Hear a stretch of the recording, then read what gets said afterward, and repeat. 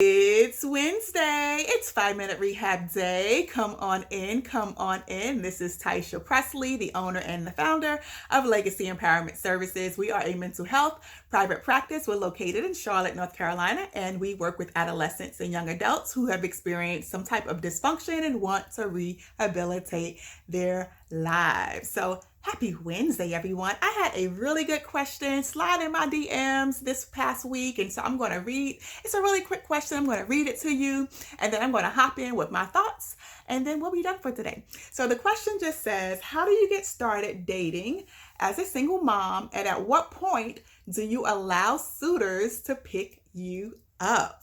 Whew, that was a really good one. And I'm sure that so many moms can relate to this question. And as a matter of fact, I can relate to it. I kind of want to just come to the side and watch the video as opposed to recording the video, but I'm going to tell you my thoughts anyway. So I want you to take a collective woosah with me. That is just a deep breath in, a deep breath out. It just helps us to regulate the feeling part of our brain so that we can access the thinking part of our brain. So on the count of 3, 1, 2, 3.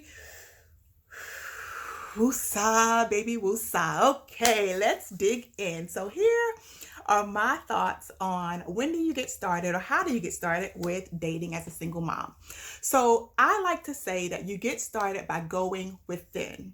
So what do I mean by going within? So often we are really not clear on who we are, what our values are, what our goals are, not just our goals with dating, but our goals with life. So going within and getting really clear on who you are, what you stand for, what you don't stand for, will help you to weed out the time killers, the time wasters.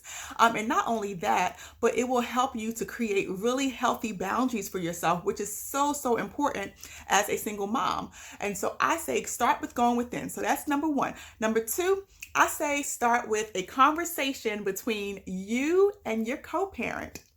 Now, don't stone me. I say that you need to have a conversation with your co-parent, and here's why. So your co-parent, although they are way in the past, they are history, they are still very much a part of your life. And it's just a form of respect because you are going to be introducing their child to someone new. Now, let's say, for instance, you have a toxic co-parent. We're not talking about them. We're talking about healthy co-parents, okay? So I just say have a conversation, let them know what's happening. It's not getting approval, it's just letting them know what's happening, okay? So that it's just a form of respect.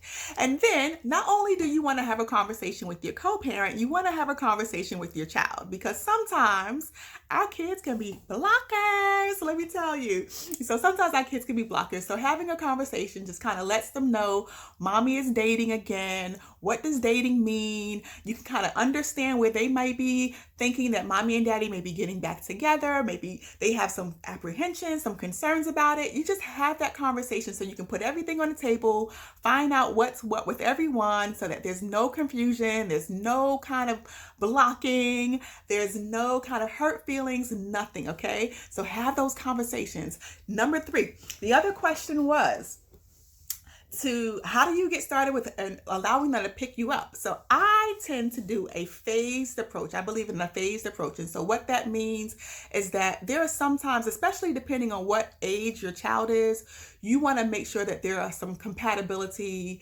If there are compatibility issues, those get resolved. And so you want to maybe introduce your child very slowly to a potential, maybe not even letting the child know who the potential is. So maybe going on a social outing if that person has a kid, maybe just going to skating, for example, just out in public so they can just randomly meet them for short periods of time and see how they do.